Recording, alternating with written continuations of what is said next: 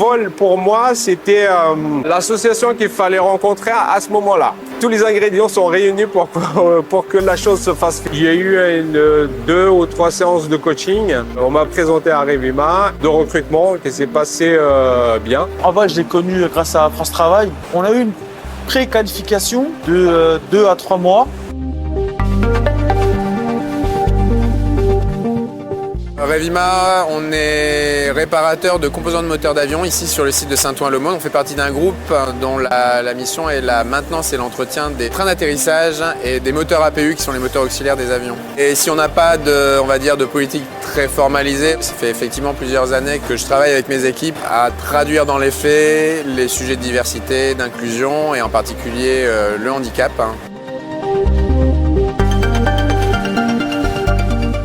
C'est surtout apprendre à connaître les gens pour mieux comprendre quelles sont les adaptations qu'il faut qu'on fasse. Elles ne sont pas forcément matérielles, elles sont assez souvent dans le comportement, le regard.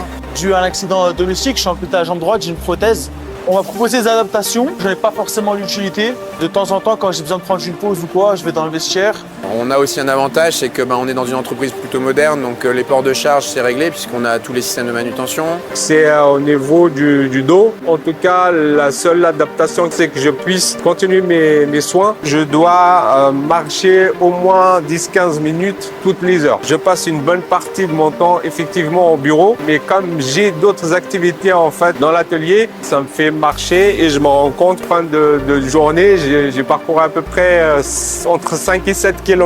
On a chez nous une personne chargée de la coordination SSE et en particulier aussi sur l'adaptation ergonomique des postes de travail. Des personnes qui n'ont pas la même taille, c'est pas la machine qui va bouger, donc il faut qu'on pense à adapter ça. On ne fait que le translater sur un domaine particulier qui est l'inclusion du handicap. Parfois l'idée, ça sert à rien de réinventer la poudre, elle existe à côté, donc effectivement on travaille avec des partenaires. Ça n'a pas toujours été des réussites parce que malgré tout il y a des situations où certains troubles ont été au-delà des notions de sécurité dans l'entreprise, donc tout n'est pas une réussite et tout n'est pas facile à faire, il y a parfois des incompatibilités qui existent, mais le reste est souvent un succès.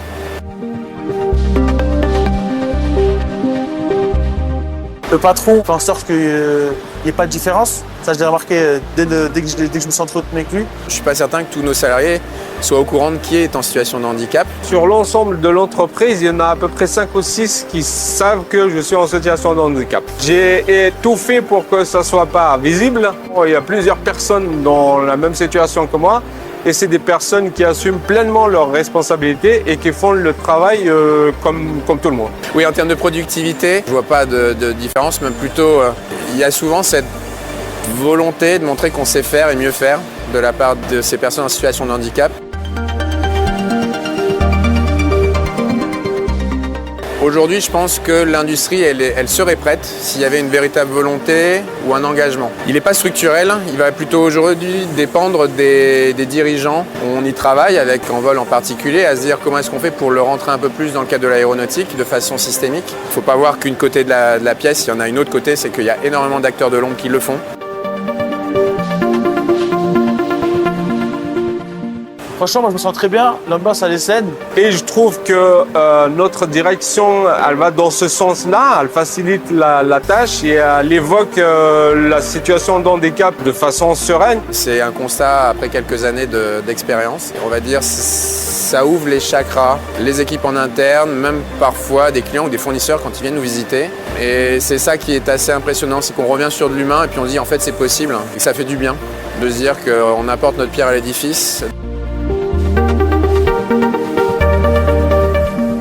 Pour l'instant, j'ai pas eu besoin de conseils, mais j'essaye de garder le lien, de leur donner des nouvelles concernant ma situation, ne serait-ce que pour leur dire un grand merci. J'ai eu la chance de représenter Envol en tant qu'ambassadeur au salon du Bourget. Pour mission, j'ai eu l'accompagnement d'un groupe de personnes en situation de handicap et rencontrer les entreprises, échanger avec eux par rapport à mon retour d'expérience et leur dire que c'est possible. Il suffit d'y aller, de persévérer et ça arrivera.